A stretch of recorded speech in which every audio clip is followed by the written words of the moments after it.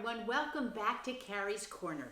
This week we're continuing our read of The Pushcart War by Jean Merrill, illustrated by Ronnie Solberg. We're going to continue our read into chapter 16, Big Mo's Attack on the Police Commissioner. Here we go. It was fortunate that General Anna had called in all the pea shooters on the day of Frank the Flower's arrest. For the day after Frank's arrest, the newspaper headlines read, "Big Mo calls police commissioner big dope." Big Mo said that the police commissioner was a fool to believe Frank the Flower's story. Big Mo pointed out that it was impossible for Frank the Flower to have been in all the places where the trucks had been shot down, even if he was a crackpot. Big Mo gave as proof the fact that 2 mammoth moving trucks had been shot down on the first morning of the pea shooter campaign. One of those trucks was shot down at 10:05 a.m. on 179th Street, and the other at 10:07 a.m. on 2nd Street. "How could any man travel 177 blocks in 2 minutes?" Big Mo asked. "Especially in New York City traffic," he added. Big Mo claimed that there was obviously a widespread conspiracy. He demanded that the police commissioner appoint a special PTAC Squad to search for other PTACers. As setting up a PTAC Squad would be admitting that he had been a big dope to believe Frank the Flower, the police commissioner told Big Mo to go sit on a PTAC. Big Mo did not take the police commissioner's advice. Instead, he called Mayor Emmett P. Cudd. Mayor Emmett P. Cudd was very concerned about the trouble the trucks were having. After Mayor Cudd's famous peanut butter speech, Big Mo had made the mayor a present of 1,000 shares of stock in the Mammoth Moving Company as a token of appreciation of all Mayor Cudd was doing for big business.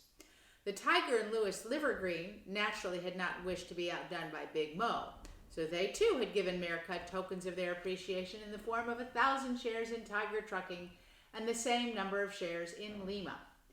With all these tokens, the mayor could not help having a real interest in the trucking business.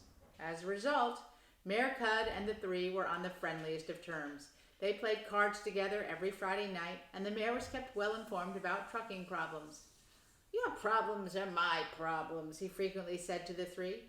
Therefore, when Big Mo called the mayor to say, "Speaking as a friend, I think you ought to have the police commissioner appoint a PTAC Squad to get to the bottom of this conspiracy," the mayor took it as a friendly suggestion. He passed it on to the police commissioner. The police commissioner did not take it as a friendly suggestion, but he had no choice. He organized a PTAC Squad and ordered the squad to comb the city for PTACs or PTACers. However, thanks to General Anna's orders, there was nothing for the squad to find. All the ammunition was locked in Maxie Hammerman's basement, and no trucks were shot down for 3 days. "Well," people said, "never underestimate the power of a crackpot." There was even a little disappointment among the general public that the excitement was over. The mysterious attack on the trucks had become a popular topic of conversation, and there had been a good deal of friendly betting on the daily tire casualties. There were 2 theories to account for the 177 blocks that so disturbed Big Mo. One was that Frank the Flower had had a helicopter. The second, more widely held explanation was that Frank had shut down the truck on 2nd Street, but that the flat on 179th Street was caused by an ordinary nail. The failure of the PTAC Squad to find a widespread conspiracy made Big Mo look foolish, which cheered the police commissioner. The headlines now read, "Police Commissioner says Big Mo has big imagination." "I always thought Frank the Flower was an honest man," the police commissioner told reporters. "I can usually spot a crackpot when I see one." But the police commissioner had cheered up a little too soon. The day after he spoke his mind, new outbreaks of flat tires were reported. The reports came from 3 different sections of the city. Chapter 17, the Pea Shooter Campaign Phase 2. The pushcart peddlers were as surprised as the police commissioner by the reports of new attacks on the trucks. General Anna summoned everyone to Maxie Hammerman's to find out whether any peddlers had not turned in their pea shooters as ordered. Everyone had, even Harry the hot dog, whom General Anna questioned privately, gave General Anna his word that, much as he had hated to do it, he had turned in his shooter and every pea pin in his possession. The mystery was solved when the PTAC Squad caught several boys between the ages of 8 and 10 shooting down trucks near Manhattan Bridge. The boys were using shooters very much like Frank the Flowers, and the police demanded to know where they'd got them and whether they knew Frank the Flower. The children said they'd never met Frank the Flower, and that they had made the shooters themselves from the description of Frank the Flower's shooter in the newspapers. One of the boys had even made himself a hat like Frank the Flower's, though the flowers stuck in the hatband were made of paper. The PTAC Squad confiscated the shooters from the children and asked them to please not make any more. But by that time, other children had had the same idea, and there were soon children all over the city making shooters and shooting at truck tires. Frank the Flower Club sprang up in several neighborhoods. The PTAC Squad no sooner caught one gang of children than they received a call about another.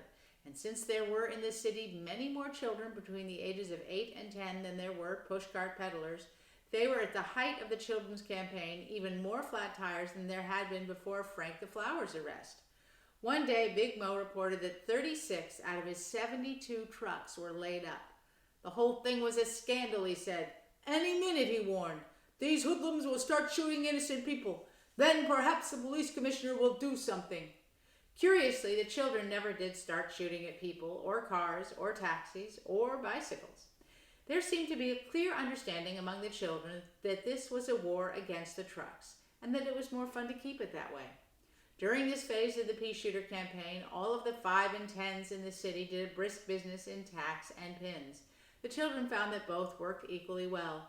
Grocery stores had a great many calls for dried peas, and florists reported a surprising increase in business from customers between the ages of 8 and 10. Morris the florist began making up small bunches of day-old flowers suitable for hat bands and selling them at a special low price to anyone under the age of 10. It was natural that the truck drivers should have been unnerved by phase 1 of the pea shooter campaign when they did not know who was shooting at them. There's the kids shooting at the truck tires.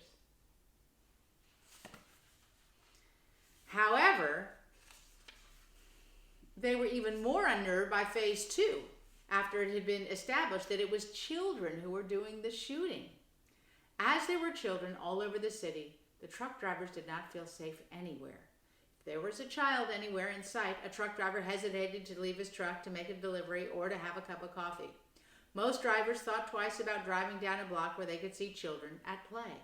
Although only a small number of the children in the city were involved in the shooting, it was almost impossible to judge from appearance alone which children might have pea shooters concealed in their jackets. One driver's suspicions got so out of hand that he had his own children search for pea shooters every night before dinner. When the children realized that the truck drivers were afraid of them, it was hard for them to resist teasing the drivers. Even those children so strictly brought up that they would not have thought of shooting at a truck tire, much less joining a Frank the Flower Club, got a good deal of satisfaction out of just hanging around parked trucks. 2 or 3 children had only to stand on the sidewalk near a truck to give a truck driver the jitters. Don't trust any of them, Big Mo instructed his drivers. If a kid gets in within 100 feet of your truck, clobber him. Clobbering unfortunately made enemies of even friendly, reliable children. Matters went from bad to worse. Truckers driving through blocks where children were playing panicked and stepped on the gas, and as a result were often arrested for speeding. When policemen halted a truck to write out a speeding ticket, the truck was what Frank the Flower fans called a sitting truck, an easy shot. The truck drivers couldn't win. The Frank the Flower clubs had a whole language of their own. The expression, "Don't be a truck," replaced among Frank the Flower fans such earlier slang as "don't be a dope, a jerk, a square." Although "don't be a truck" is an expression that we all use today, it dates back to phase 2 of the pea shooter campaign. "You're a crackpot," as an expression of affection, also originated with the Frank the Flower fans who used the phrase to mean you're a good guy, a prince, a buddy, a doll, a sweetheart. The use of this expression undoubtedly inspired the popular polka tune of the period, "Be My Little Crackpot." The motto of the Frank the Flower clubs was, "A Frank the Flower man is respectful to police commissioners, automobiles, taxis, and older people, and death on trucks. A Frank the Flower man is loyal, clean, and a good shot." Members of the clubs greeted each other in a kind of code. "Hiya, bachelor," was a popular greeting, to which the proper reply was, "Hiya, button," or "Hiya, Rose," to which "Hiya, bud" was the answer. Each club had its own variation. "Hiya, sweet," "Hiya, pea," "Hiya, Chris," "Hiya, anthemum," "Hiya, hiya, hyacinth." Those are all flowers. Hiya, Daff. Did you say Daff? I said hiya, Daff. Oh, hiya, Dill. The American ambassador to Russia acquired a reputation for a quick wit when a sharp-tongued Russian diplomat addressed him at a party by his first name to the diplomat's greeting, "Hiya, John." The ambassador responded without batting an eyelash, "Hiya, Quill," a nickname that stuck to the Russian for years.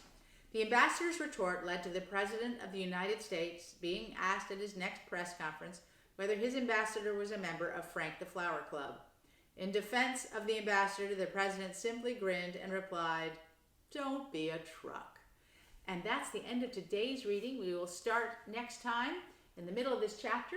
So stay tuned for more of the Pushcart War. We're about halfway through. And let's see what happens. Have a great rest of your day. See you next time. Bye. Bye. See you later.